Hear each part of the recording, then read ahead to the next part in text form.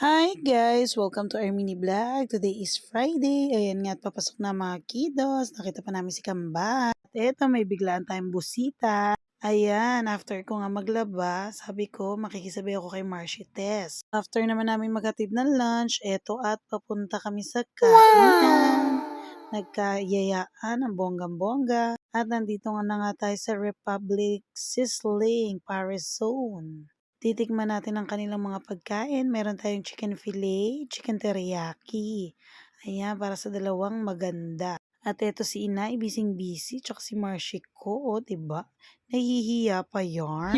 Napakasarap nga ng aming kwentuhan. At eto ang napakasarap na saging ni Nanay Loida. After ko nga maglaba, ay nagtimpla na ako ng ice cream. Wow! Naalala ko nga pala, meron nga pala akong pa-order.